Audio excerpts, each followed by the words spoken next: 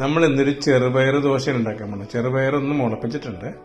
ഇനി അതൊന്ന് നമുക്ക് എന്തൊക്കെയാണ് അതിൻ്റെ കൂടി ചേർക്കേണ്ടതെന്ന് നമുക്ക് നോക്കാം. വെളുത്തുള്ളി, ജീരകം, പച്ചമുളക്, ഉപ്പ്, ഇഞ്ചി, കൊത്തമല്ലി, ഇത്രയും നമുക്കെടുത്തൊന്ന് മിക്സിയിലടിച്ചു നോക്കാം. ഇത് നന്നായിട്ട് അരക്കണം. ഇത് വെജിറ്റേറിയൻസിന് വേണ്ടിയുള്ളതാണ്. നോൺ വെജിറ്റേറിയൻസ് ആണെങ്കിൽ നമുക്ക് അതിൻ്റെ അകത്ത് 2 മുട്ട കൂടി ചേർക്കാം. ഇത് പ്രോട്ടീനാണ് പ്രധാനമായിട്ടും നമുക്ക് ഇതിൻ്റെ അകത്ത് കിട്ടുന്നത്.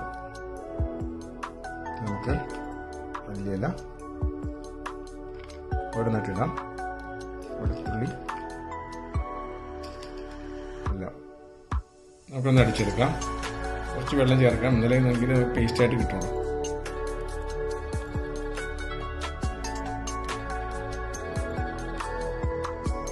നല്ല ബാറ്റർ റെഡിയാണ്. നല്ല രീതിയിൽ അറിഞ്ഞിട്ടുണ്ട്. ഇനി ദോശ ഉണ്ടാക്കി വെക്കാം. ദോശ ചട്ടി ചൂടാക്കിയിട്ട് നമുക്ക് അതിലേക്ക് ബാറ്റർ ഒഴിക്കാം.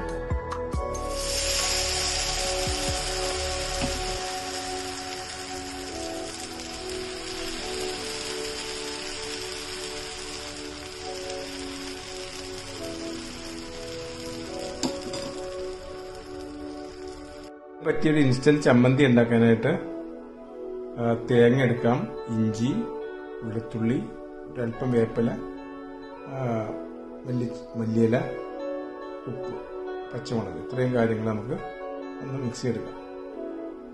ഇതിലൊരു ചട്നി ചാറിലിട്ടിട്ട് നമുക്കൊന്ന് അടിച്ചെടുക്കാം. കുറച്ച് അല്പം വേണമെങ്കിൽ വെള്ളം ചേർക്കാം കേട്ടോ. കൂടാതെ നമുക്ക് വേണമെങ്കിൽ അല്പം കായം ചേർക്കാം. കായപ്പൊടി ചേർത്തിട്ടുണ്ടെങ്കിൽ നല്ല ടേസ്റ്റ് ആയിരിക്കും.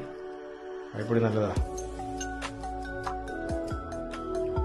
നമ്മൾ ഈ ദോശ ഉണ്ടാക്കുമ്പോൾ അതിൻ്റെ അകത്ത് നെയ്യ് ചേർക്കുന്നത് ഗുണവുമാണ് രുചിയുമാണ്.